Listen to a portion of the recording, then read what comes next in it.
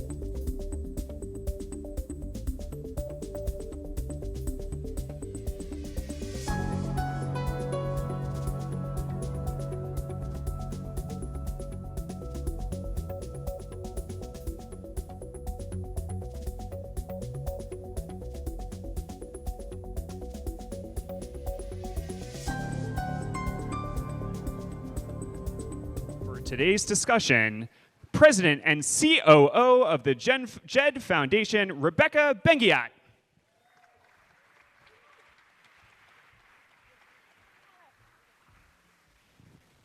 Thank you, everyone. Hello. We are just so thrilled to take this next step and move into a really actionable conversation, hearing this call to action that the governor's given us, and come together to talk about classroom well-being with a tremendous panel of experts that I'd like to introduce. We'll do quick introductions, and there's a little bit of an interactive component, so we're going to have you take a quick poll, and then we'll get into the conversation. But first, just wanted to introduce our experts. This is a renowned group. First, we have Kyle Belakopitsky. That's so impressive, Becca. It's a complicated last name. I appreciate that. I practiced, even. It's so nice to have you here. Kyle is the executive director of the New York State PTA. Next to Kyle is Dr. Mark Brackett, the founding director of the Yale Center for Emotional Intelligence and professor in the Child Study Center at the Yale School of Medicine at Yale University. Welcome. Next to Mark is Dr. Sharon Hoover, the co-director of the National Center for School Mental Health and the director of the NCTSN Center for Safe Supportive Schools. Welcome, Sharon. Next to Sharon, we have Dr. Michael Lindsay, the Dean of the Silver School of Social Work at NYU. And then at the end of our panel, here we have Isaiah Santiago. He is a peer mentor and advocate, and the current and youngest candidate for the Rochester School Council. Yay, Isaiah. Okay. So welcome everyone. And we'd now like to direct your attention to the QR code that is on the table. If you have the opportunity to scan that and answer a set of questions, we'll be able to review those results before we start the panel. And I know there's some people standing. There are some seats up here. And if you are churchgoers, just like church, no one wants to sit up front. So come on up, come on down. There's lots of seats up here at front, so please come on up. There's some seats over here on the left, and if y'all could just move those bags if you're saving a seat. There's some seats over here at this table. These are our bags, so you can move our bags off this table too up front, but please come on down. I feel like I'm on The Price is Right. Come on down. Come on. Who's got a ball of yarn in their bag? Sit down on these seats. We'd love to have you right up here. Make some room for your new friends. And please move these bags here on this table and put them right on the ground.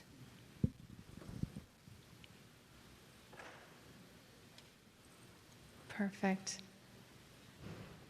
All right, I believe we have a video. Is that something we're going to be able to play next? Perfect, okay.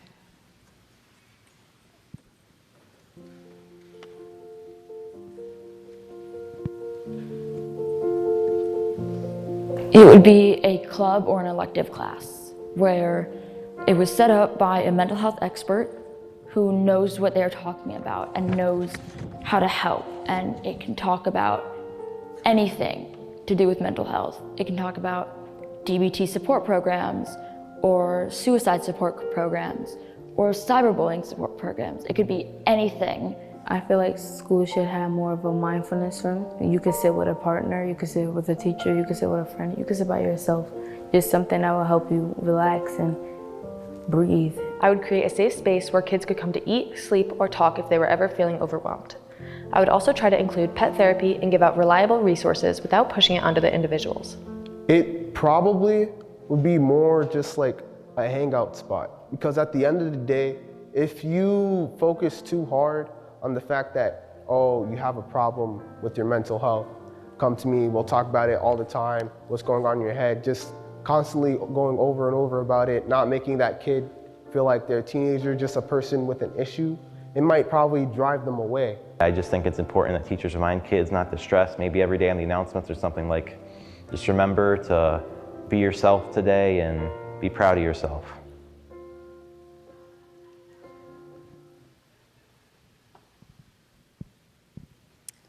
Okay. Thank you for everyone who scanned the QR code and took the little survey. We should have the results popping up momentarily. Oh, here we go. Oh, we're going to squint. Okay, so I am going to zoom in here physically so we can take a look. So first question, how do you most closely identify? So asking folk in the room. We have a lot of community-based mental health folk. Looks like we have a lot of advocates also and educators. So really, a really nice spread here. Second question, which do you think is the most pressing consideration as educators or in educational systems to support student mental health? And looks like a lot of folk indicated lack of leadership or support from, I believe that's administration. And otherwise a pretty even spread. Too many competing mandates also, certainly second. And then the third, which do you think is the most pressing challenge facing our students as they navigate their mental health? Absolutely far and away unsure who to talk about or unsure whom to talk to, I believe is that answer. And then a pretty even spread for the rest of those answers. So thank you. That is really helpful for us as we consider how we're going to navigate this conversation. And just to frame up the next amount of time that we have together, really going to work to set some essentially the foundation of the issues that we're contending with. Want to then move a little bit into stakeholders in various sectors and the roles that they play. And then we were given a job. We have a call to action from the governor, so we're really going to spend a time thinking about what specific actions might look like, both in those systems and with the stakeholder groups. So wanted to start the conversation, Mark, with you. The current national discourse around schools is remarkably complicated, and we know that in our bones that kids and teachers aren't well. We have reports about a youth mental health crisis, and there seems to be a false dichotomy in the narrative. So schools can focus on academics, schools can focus on student well-being. Do they have to choose? And what are the systems and ways that we can put in place if we are able to balance those two components? Great. Well, can everybody hear me okay? Awesome. Well, hi, everyone. I'm supposed to ask you how you're feeling. You think I'm kidding. I think, answering this question is a tough one, because we've had 30 to 40 years of research which shows that integrating social and emotional learning into a school leads to great outcomes. And we know that definitively, and I'll talk more about that later in my other presentation. But I still think that we have to take a step back and think about what are the barriers? Like, what are the things that are getting in the way? And I think one of the things from what you saw in the survey was the idea that people don't know who to talk to. I mean, think about how basic that is. That people in this room are saying, I don't know who to talk to about my feelings, basically. And so I'm just going to start off by saying the first And I really appreciated the earlier panel around social media, and certainly there's a lot to do there. But taking a step back, I think that we are a feelings-phobic society. How many of you, anybody agree with that? That it's kind of like you don't talk about feelings because those make you weak. I know that, we live in a toxically masculine society, and for boys and for men especially, it's pretty tough to talk about feelings because people will see you as being weak. I think the other larger issue is that, unfortunately, in the work in schools, we make decisions based on fear.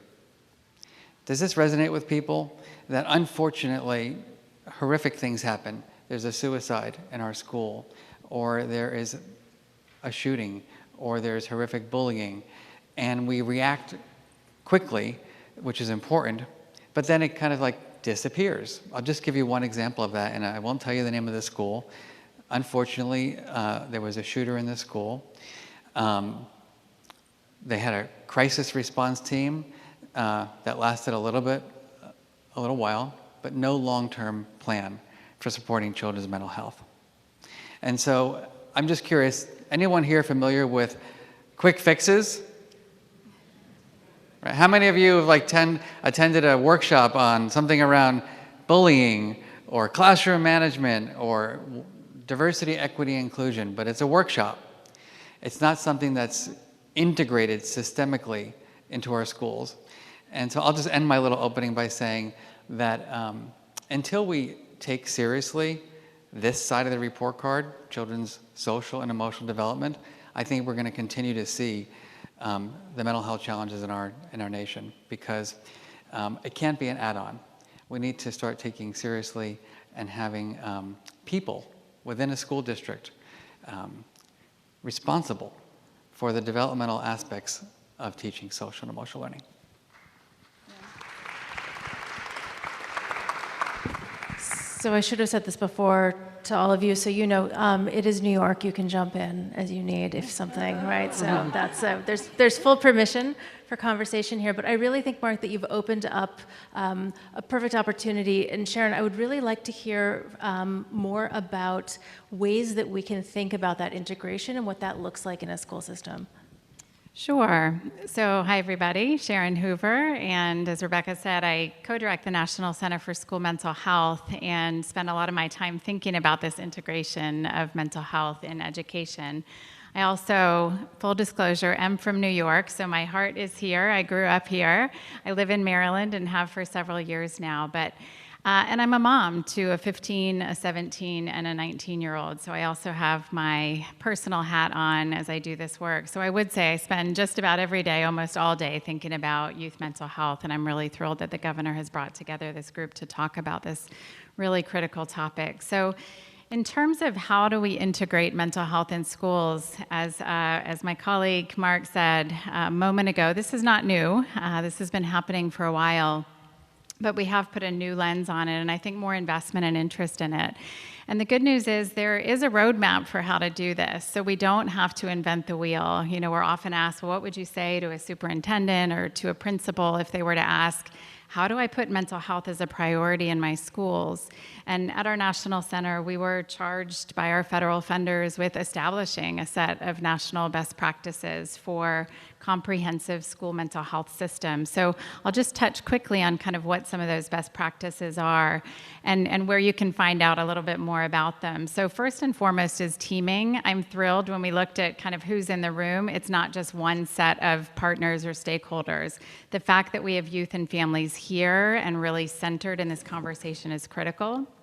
So one of the domains of best practices, the first domain, in fact, is teaming. We really encourage principals, superintendents, school boards, et cetera, to bring everybody to the table, including our community health and behavioral health partners. Educators should not have to support mental health of their students alone, and there is a whole community behavioral health system out there that's eager to partner with schools. They're often well-intended and often don't seamlessly integrate, so schools really should be in the driver's seat of how to bring those community behavioral health partners into schools. The next domain that we look at is needs assessment and resource mapping. So you have to get a pulse check. We have to see what's happening in your school. And that doesn't simply involve doing a survey. Surveys are important, school climate surveys, surveys of needs and strengths, but also really taking a look at holding forums and focus groups and even one-on-one conversations with our young people and our families about what they need. We then look at what we call a multi-tiered system of supports, and there are best practices about what you should put in place for all students in a school building. So oftentimes people hear integrating mental health into schools, and they're thinking just about treatment in schools. We're not just talking about treatment in schools. In fact, I often say we can't treat our way out of this mental health crisis. We know mental health professionals are critical, our child mental health specialists in particular, but they are few and far between. And we can rely on a whole host of others and really focus at tier 1 to support mental health literacy, social emotional learning, some other things that I know we're going to talk about. Other best practices include funding and data. I won't go into great detail, but I do just want to give a huge shout out to the governor's initiative to require commercial insurance to support school mental health. That is a huge step towards really driving forward parity of mental health care and bringing mental health to where young people are in schools. One thing I'll say, just to close that out, where you can find more about best practices, we did put all of these best practices in a free online portal called the School Health Assessment and Performance Evaluation System. We have about 20,000 school districts using it. I think about 150 of the 800 plus school districts in New York are engaged with the SHAPE system. It's free, it's a place to go, assess how your school system is doing in terms of mental health, and engage in quality improvement. Sure. It is the School Health Assessment and Performance Evaluation System, or the shapesystem.com. Michael, again. Yeah, I wanted to add a bit more to that. First of all, Sharon is an incredible leader in school mental health, and I think we're really privileged and honored to have Sharon as part of this discussion. I've worked with her for years, and I'm a big fan. I think also, just to add something else that I think is critically important, and Sharon mentioned this, and that's alignment on goals. And I don't know any parent or any educator who does not want the best for their child in terms of academic and social outcomes. And one key factor in that, obviously, is mental health, right? And we all know the literature is replete with examples of how, when you address mental health issues, you increase the likelihood and opportunity for that child to do well in school. And so we never, ever should lose sight of the critical goal that we all are aligned on, which is we want academic and social success for children, and mental health is a huge part of that. So when I think about integration, I start with that goal that we all have, which is for children to do well in school. Thank you. Anyone else before we move on? So when at the Jed Foundation we think about what that integration looks like in the implementation of these assessment and understanding the variety of supports, we think a lot about stakeholders, and just wanted to turn our attention to essentially the folk at the table. And a question, Isaiah, popped into my head: do we start or do we end with you? Because I really, we talk a lot about centering youth voice. There's strength to having you close the stakeholder component, but I want you to start because I really do want to think about flipping the script, and would love for you to help us understand. We talk a lot about centering youth voice, and we talk a lot about having youth in the room, but through your experience and through the advocacy work that you do, if you can help us better understand what that actually could look like in practice, how we can invite that to the table, I think that would be really helpful. I think that it's important. I know I was loud. I woke some of you guys up. Some people was looking at their phone, so I had to wake you guys up. Oh, they turned me down. Hey. So as we have discussion, as far as putting young people at the tables, we have to understand that there has to be action behind what young people are talking about. A lot of times what we see is old policies dealing with new issues in our society, in our community, in our schools, in our cities. And in order... Okay. In order for us to progress as schools, as cities, as local governments, as communities, we have to allow us to move forward with new policies to deal with the new issues that we face. And who's better to have at the table to understand these new issues than the young people? And we have to understand that the young people have a direct understanding. I've been to a lot of conferences and sat at a lot of tables where you have a group of people trying to understand young people, and I'm sitting there like, it will make common sense if we just put a young person at this table. Like, we would understand a young person if we put them at the table. And that's what we must do. But not only putting our young people at the table, but putting action behind what they say. It's not easy as a young leader to go to all these forums, all these summits, and say, this is what we have to do to make effective change, and then there's no change behind that or no action behind what we're saying. So we, as young people, do get engaged, and as young people sit at tables, we have to understand that there has to be actions behind it. And even if you can't give a full action of at the second or right now, a plan on how we do make this action happen. And this plan has to be collaborative.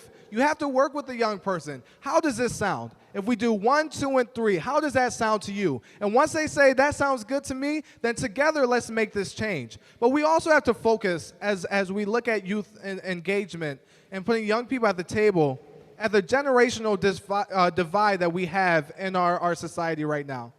There has been a distrust between these two generations. And the truth is that we're on two different islands, and the adults have the wisdom and the answers that we need, and we have the answers that you guys are searching for. But in order for us to move forward and really have engagement and really make effective change in the mental health field, and all together, we have to rebuild this bridge of trust to ensure that we can communicate and move forward. So how do we build trust with the younger generation? It's through consistency. It is through consistency. And I told this story a little while ago, and I'm not going to speak much, so I'm going to get this, everything I got to say past, and then we'll move Speak forward. all you want, Isaiah. Keep going. But I tell this story about Miss Kazan. Miss Kazan was my school counselor when I was in high school. And Miss Kazan, every day I was a new student, she would check on me. She'll call me from class. Sometimes it was from gym. I'm like, Miss Kazan, call me from algebra. Like, don't call me from gym. Call me from algebra. And she continued trying to have conversations with me, and I didn't trust her, so I'm just like, okay, hey, nice seeing you, and I will walk out. But she continued trying. She continued talking to me. She continued to see me in the hallway saying, hello, Isaiah, how are you? And one morning, something bad happened in my household, and I came to the school broken. Like, I knew I couldn't even sit in a classroom and deal with the education that they were giving because I was going through so much. And although beforehand I would never sit down with Ms. Kazan to have a conversation, I walked in her office and I said, Ms. Kazan, I got to talk to you. She said, okay, close the door. I sat on her couch and I cried like a baby. So we have to understand that the only way for us to really reconnect trust is through consistency with our young people. And once we get trust together and we put young people at the table and we have these conversations on how we do better as a school to move forward, then we have to have action steps behind that. And that's how we really work together and ensure that we can bring young voice as a vital movement and what come and the actions that we're doing for us. There shouldn't be conversations, policies, or anything of that sort that involves young people without young people at the table. There shouldn't be. And I'm an advocate today, tomorrow, next week. I'm 19 years old, so I'm an advocate for my generation. There should have been more young people in these conversations too. And I love the doctors up here, but we should have had 2 more young people up here with me. So we have to look at the status quo on how we continue to have conversations about young people without young people at the table, and we have to challenge that. And I want to end by encouraging the other young people here. My young people, clap your hands. Where you at? Come on. Oh, that's not my generation. Clap your hands. Let's go. Okay, there we go. I want to encourage you. Any table you sit at, you belong there. Any conversation that you're involved in, you have every qualification, every requirement to sit at that table and use your voice like you are the doctor. Use your voice like you are the senator. Because when you sit at these tables, there's going to be times that we question ourselves. When I saw the names that I'm going to be on the panel up here, I'm like, hold up. Dr. Brackett, Dr. Executive Director, then Isaiah Santiago, Youth Mentor. Come on. So I saw that, and I questioned myself, and there's times that we're going to question ourselves. but understand that you have all the requirements that's needed to sit at these tables. If you sit at a table full of doctors, don't worry about it because you have a doctorate in your experience. If you sit at a table full of senators, don't worry about it because you're the senator of your generation. So stand strong and know that your voice is needed and your engagement is more powerful than any other engagement in the time that we have right now. And I'm done.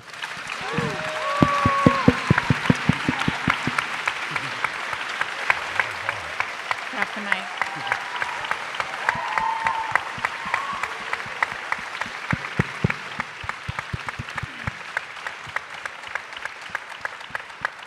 Well, I knew there was a reason I had you go first. That was, and Kyle, I am so sorry. The next question's for you. But here we go, right? Here we go. That's a tough one to follow, Isaiah. I couldn't possibly agree with you more. So we think about parents as partners, right? And in these systems, I want to make sure that we elevate that connection, that lever that we can pull. If you can talk to us a little bit about the work that we can imagine and how we can similarly involve parents, I'd love to hear more. Sure, a few things first. So if you are a teacher or educator or SR, school-related professional or a school counselor or involved in a school building, I want you to please stand up. This is participatory. Please stand up. I want you to give these people a round of applause. These people are heroes, and they serve our 2.6 million school children that are sitting in our classrooms today. Thank you so much. And this is important, is that we have 2.6 million school children, repeat that, 2.6 million school children that are sitting in our classrooms right now in our New York State school buildings. Amazing children. Let's talk about our children first, because I think that's important to center this around our students. Our students are wonderful and amazingly brilliant, diverse children in our school buildings. We have about 55% of them qualify for a free or reduced price lunch in New York. That means that they fall in some level of federal poverty. About 218,000 of them, or give or take, are students that are English language learning students, so they speak English as a second language. We have Everells that may be always English as a second language students. We have about 22 to 25% of them are students with a disability. We have about 220 languages, if you can imagine, that are spoken in our schools in New York State right now. That's amazing. Right? We are not like other states in New York, and we should be proud of our diversity. We have to meet, it's our responsibility as New Yorkers to meet each and every child where they're at. All 2.6 million school children. That also means that we have to meet each and every family where they're at. Not all family looks the same. Every single family in New York, every single family in our school and community is unique and wonderfully different.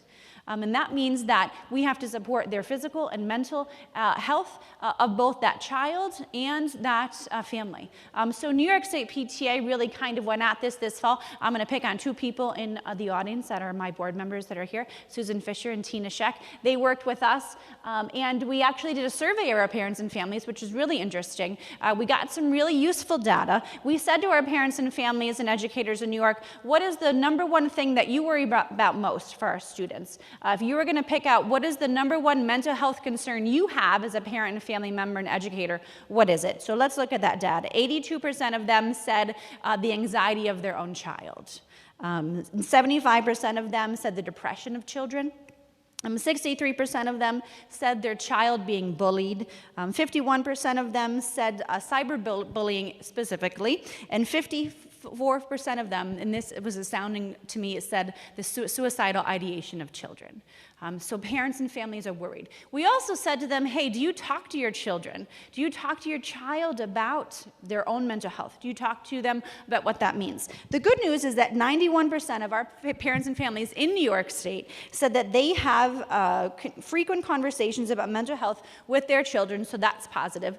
The unfortunate thing said that 55% of the parents and families in New York State said that they actually need help in having those conversations. So that's why having these conversations institutions and your schools and communities is so important because our parents and families need help. We know that 22% of youth experience a serious mental illness each and every day. We know that when we've talked about this earlier, 50% of chronic mental illness begins by the age of 14. We know that 50% of cases of anxiety are actually diagnosed by the age of 8. We know that, as the good doctors mentioned, 1 in 5 of our children in our school buildings sitting there today in our classrooms in front of our wonderful educators has a diagnosable mental health disorder. This is hard for parents and families. And I will give you my personal story. I know many of you have heard this before if you are in our education community. My son went to kindergarten in one of our fantastic rural school districts in upstate New York, and Miss Gina Mahoney, I'm going to cry, so I'm going to warn you, I'm a crier. Miss Gina Mahoney, his kindergarten teacher, called me his third day in school, and said, hey, Kyle and Doug, I think you should come to in our school building. We've seen some things with Jackson, nothing to be alarmed about, but I think you should come into school. And I said, oh no, what's wrong with Jackson? Oh, she said, nothing to be alarmed about, but I think you should come in and talk with our school counselor and myself and our principal. And I said, sure. We didn't have a school psychologist or a psychiatrist. We didn't have anything like that. We didn't even have a school nurse in our school building, which is something else we need to work on in New York State. So we come in, and she says, we've been noticing that your son seems to be anxious and has a tic. And I said, what do you mean my son has a tic? And she says, well, he blinks his eyes a lot, and he moves his jaw like this, and he's very nervous sometimes. And I said, no, he doesn't. There's nothing wrong with my son. I got very upset with her. And she goes, no, he does, Kyle. We've noticed it, and a couple of other teachers have mentioned it, and there's nothing wrong with that. We just wanted to bring it to your attention, and maybe you can have a conversation with his pediatrician, and we think Jackson may have a bit of an anxiety and tic disorder. This is very common for boys, and, we want you to, bring this to his pediatrician. And I said, Miss Mahoney, you don't know what you're talking about. She said, no, Kyle, it's okay. This is very common, and I got very offended with her. And very upset. She didn't know my son. He was fine. He was fine. You can't talk to me this way. And I left crying because I failed him. And it was a stigma. And I called my pediatrician, and I said, my school says this. So we brought Jackson in, and she looked at him, and she says, oh, geez, Kyle, I think he does have a tic. And I cried. I said, oh, my goodness, what did I do wrong as a mother? And it was horrible. And we'd watch Jackson's tic and anxiety progress. And then he does, and I know my girlfriends have seen Jackson, he does this now. And sometimes he does this. And sometimes he does this. And then we brought him to the neurologist. And we wanted to make sure it wasn't Tourette's. And his anxiety got worse, and it got worse. Sometimes he didn't talk. And it's hard as a parent. It's hard as a parent to go through this and to see your child suffer and to say, oh my goodness, what did I do wrong? I'm the head of the PTA. I've been in education my whole life. It's okay to talk about your child having a cold or breaking their arm or breaking their leg or even having COVID these days. It's okay to talk about that. But to see your baby and to be a reasonably educated woman, to have a professional career and to have a husband and a good marriage, all the things are going right in your life, and to see your child suffer, it's hard to go through. And you think, how did I fail? And parents go through this all of the time. And so that's why we have to talk about this, because parents feel shame. We feel stigma when your child is diagnosed with a mental health disorder. Some parents don't want to talk about it. We feel like we did something wrong. And when Jackson was diagnosed, I felt like I did something wrong. And I had to get over that, because there's nothing wrong with my child. He is amazing and wonderful, and I love him very much. And I share that story publicly wherever I go, and I share it on the news, and I share it when I talk to groups, because there's a parent out there that doesn't want to share their story about their child. And that's what we have to do as educators. That's what we have to do, is we have to share our story. And when we go to places, and if we see therapists, and when we have mental health disorders, yesterday I was in the news, and I said, I just talked to my therapist an hour ago. And I shared it on the news yesterday for all of New York to see. right? Because there still is this stigma. There's still this stigma about it's okay for us to be physically sick, but it's not okay for us to have a mental health need. And we have to get over that as a community. We have to support and uplift each other. And the more we talk about it, the more that I say, I have PTSD and anxiety and panic attacks. And it's okay for me to say that, right? And it's okay for us to say that. So we as an education community, and we as a mental health community, and we as a community of folk have to say, we are going to do more for our children. We are going to find solutions. The legislature and the governor and OMH and all of you community providers and all of us education providers are going to work together for our 2.6 million school children and then our birth to pre-K children. Are going to work together and find community solutions and school-based solutions. There is nothing more important that is facing our school children. I can tell you that for sure. That is the need that they have now. The pandemic highlighted this. And now it's us to solve. So thank you for sharing my story. Thank you for keeping this in the forefront. When you see our beautiful children in our school buildings, this is the need they have now. Our educators do a fantastic job educating them and supporting them. And now we need big community support and wonderful students like Isaiah speaking up for students and our fantastic students there. And if you are an educator in a school building, have these community conversations. If you are a community advocate, talk to your school and say, how can I help? Can I come in and give you presentations? Can we collaborate? Do you need me to come in and offer services? Do you need me to come in and talk to your parents about these collaborations? Because our kids need it, our parents need it. We are a one community and we have to address this as one community. There is 365 days in a year. That is 365 opportunities to make a difference in the life of a child. That is each and every one of our goals every year. Thank you so much.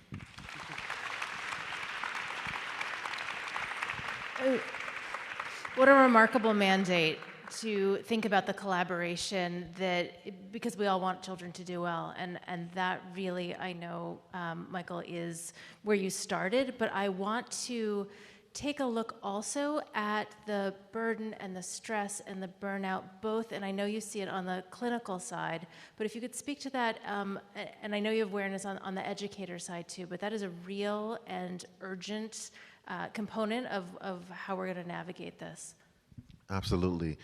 Yesterday, I spoke to a group of clinicians and reminded them of how important it is for clinicians to take care of themselves.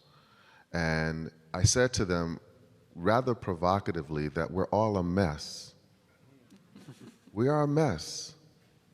We're walking around dealing with so much in our personal lives, and then trying to be available and ready to support people sitting across from us.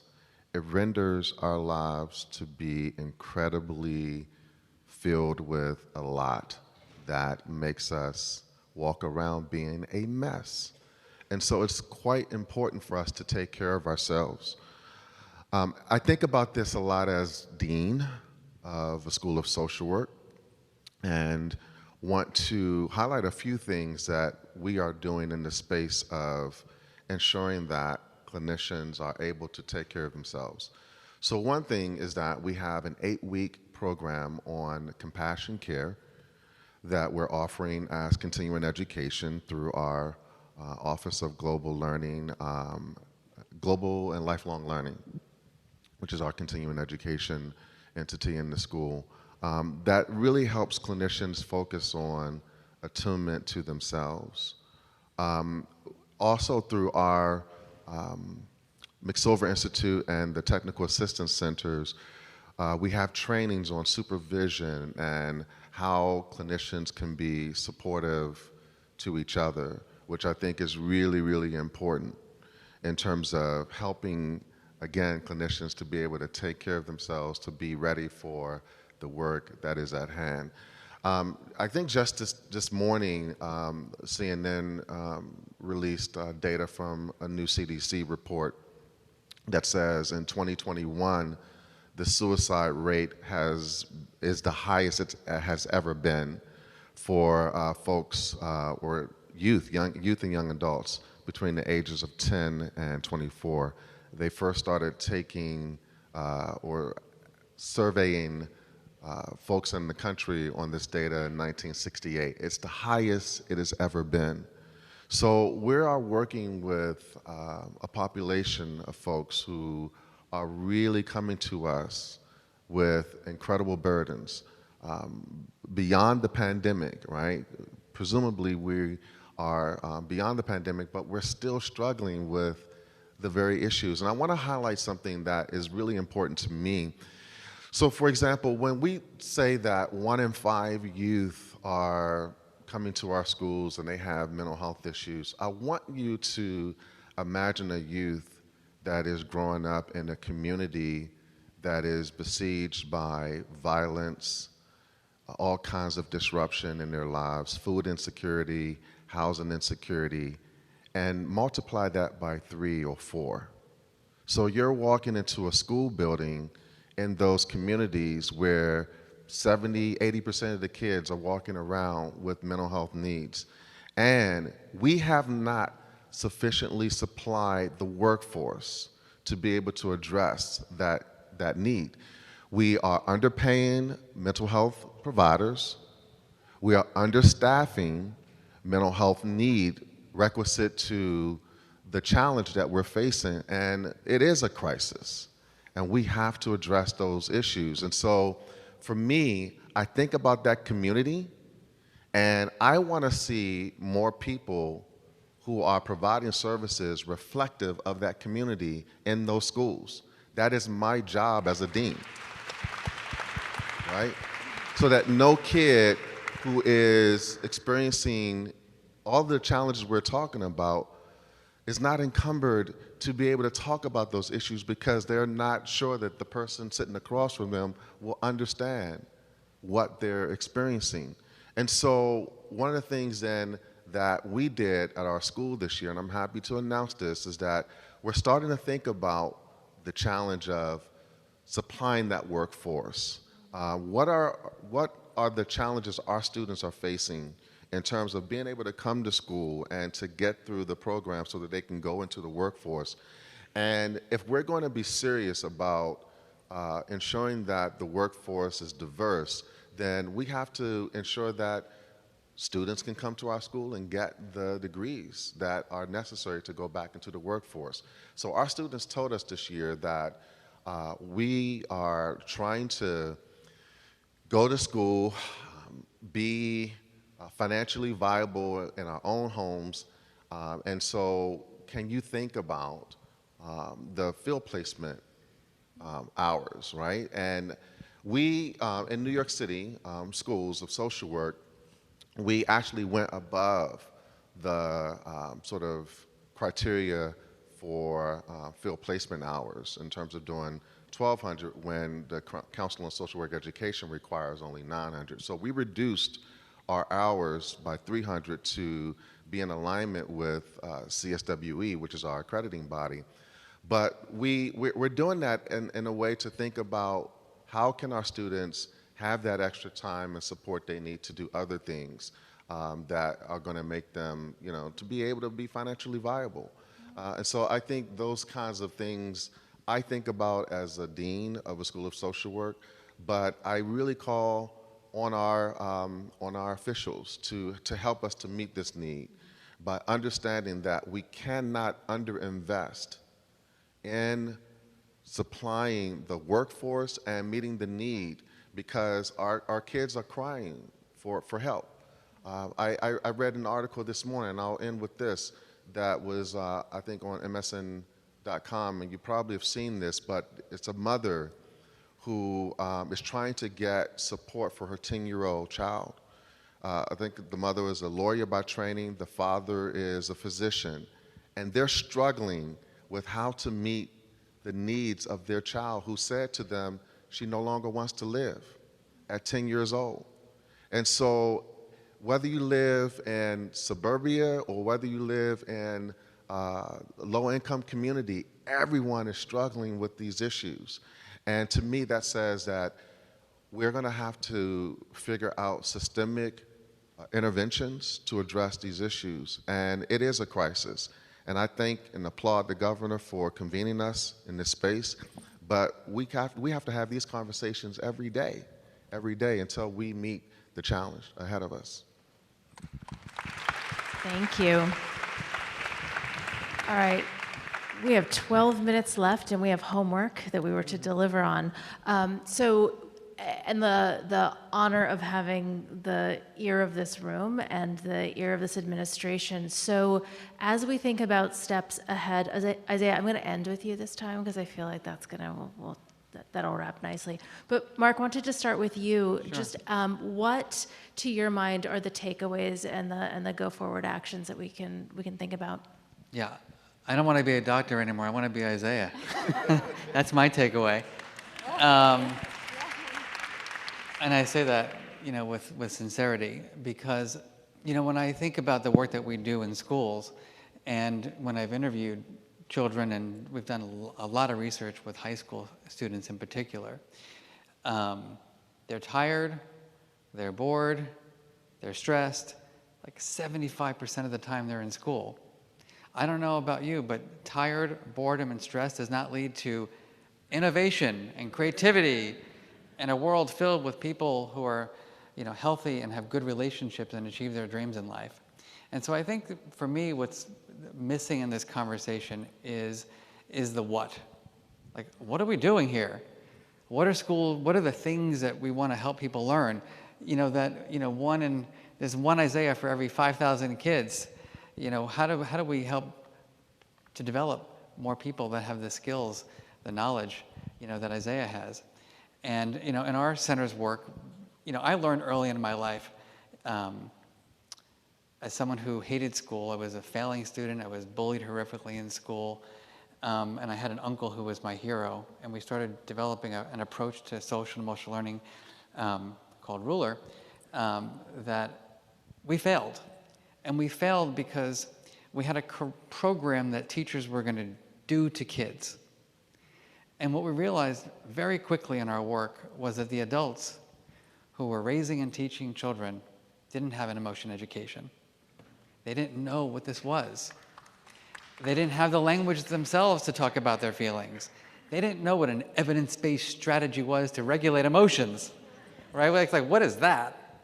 Do you know what I'm saying? And so the workforce, right, that we have today didn't have that emotion education. And so what I'll just say is what I think is really important is that we get really clear about the what are these underlying skills that everybody needs to know and be able to do, and then the how, which is how do you implement it in a way that has long-term, sustainable, lasting results. Because unfortunately in our nation's schools, it's one quick fix after another, and there's no sustainability of these concepts. And so my call to action is that every school has a director of social and emotional learning that helps guide this work and who is informed by and collaborating with the youth to make it happen. Yeah. Thank you. All right, Sharon, you're up. All right, so I have 3 actions that I would recommend. The number 1 is we have to move upstream. I know I already alluded to this, but we have to move upstream in the sense that we, again, can't only focus on treating those with the most significant mental health concerns.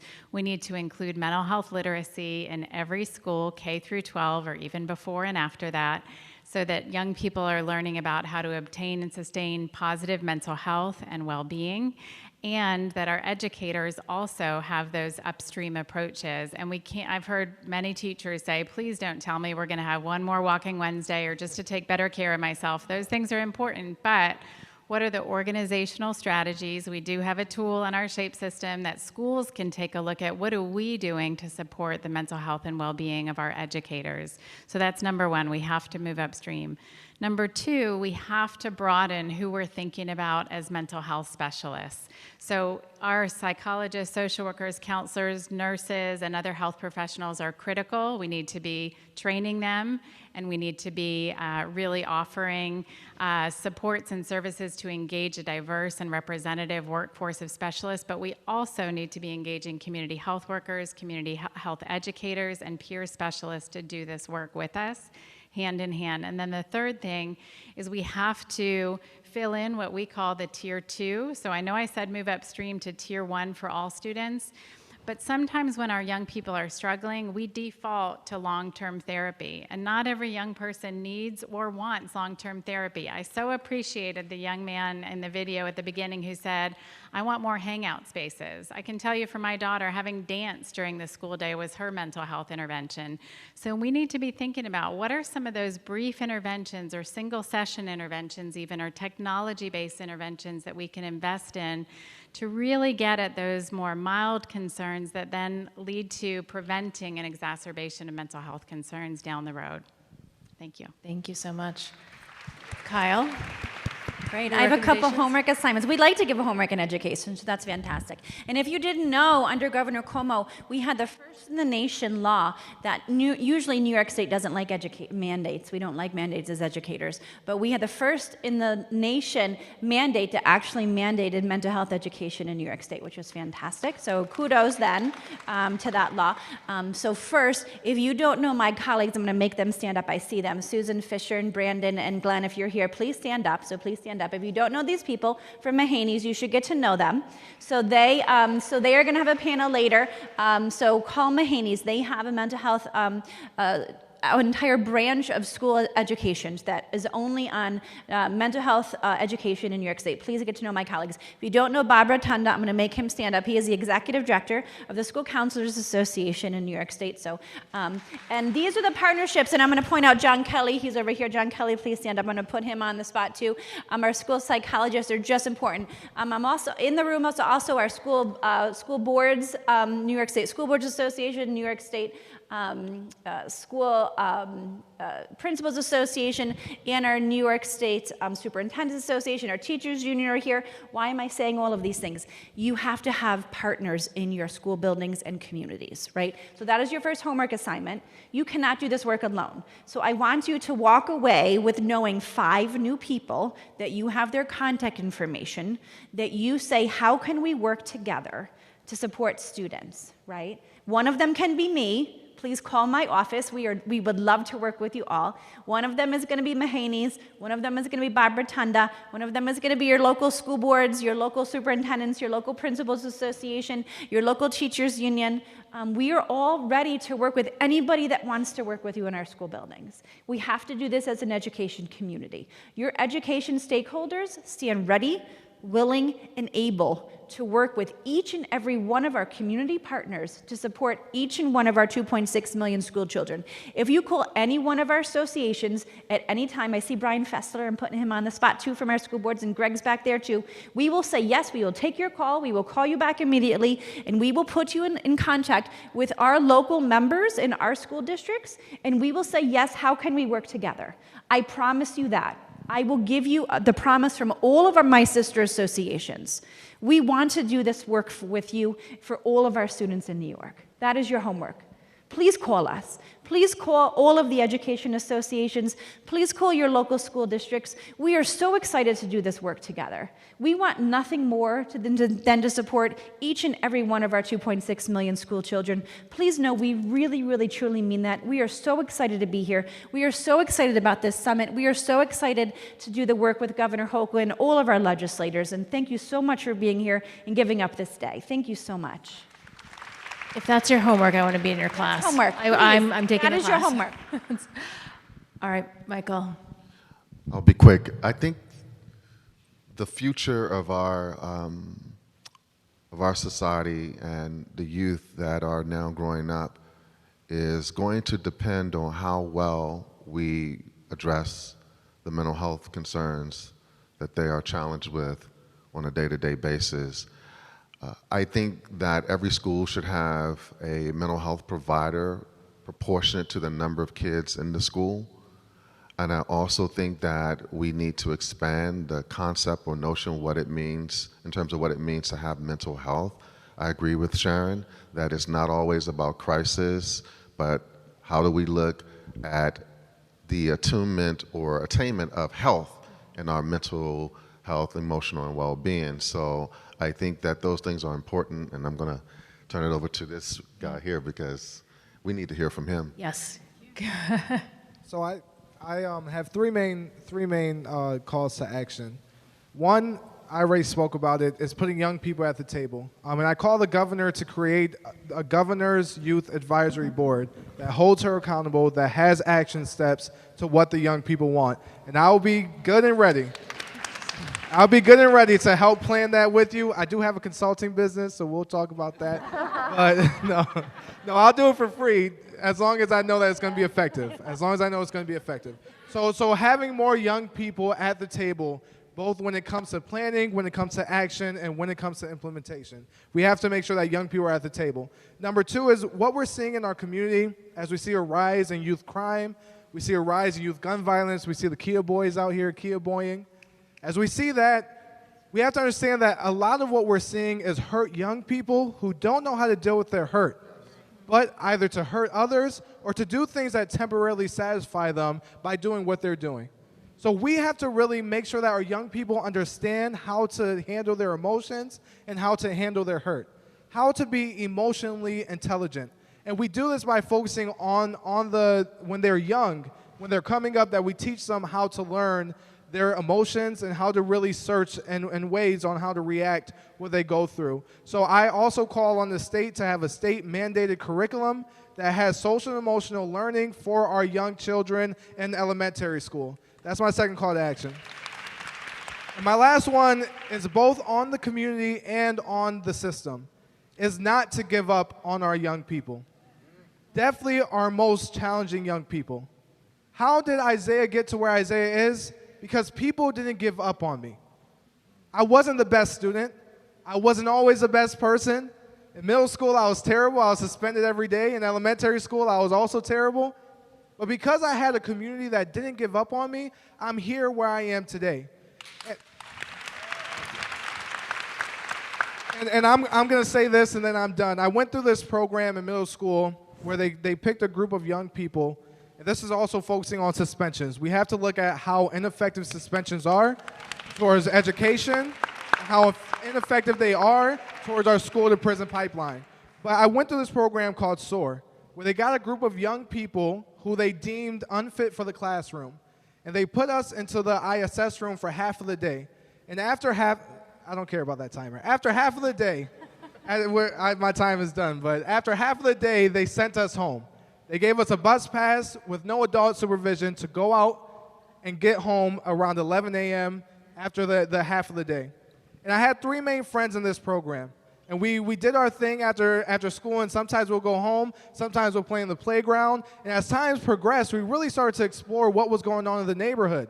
And this wasn't the best neighborhood around the schools. There was a lot of drug dealing, there was a lot of gun violence, there was a lot of violence. And we started getting into the stuff that was going around in the surrounding areas. And in our mind, the system had given up on us. They didn't want us in the classroom. They didn't want us in the schools. They sat us in the ISS room for half of a day without a teacher, with just a packet of work to do. So we started getting into things that we shouldn't have. And luckily, I had my godmother who came and she picked me up every day after they kicked us out because she figured out what I was going through. But after these three young people, I'm the only one who could sit up here today and speak about it. One of the young people that was my friend was killed at 15 years old on the streets. The other one is in and out of the incarceration system. This shows the ineffective manners of suspensions, but also what happens when systems give up on young people who just simply need a little bit more attention. So I call on the state Senate, on the state assembly to pass the bill titled Solutions Not Suspensions that put the young people at the top. That put the solutions at the top of dealing with the root issues of what young people are going through instead of sending them back into the neighborhood where it started. So we have to really focus on really transforming and not allowing the old policies and processes to deal with the new issues. And let's put young people at the top of that table. Thank you, guys. Thank you. Thank you so much. So look, we have a wonderful colleague at the Judd Foundation that says, love the problem, not the solution.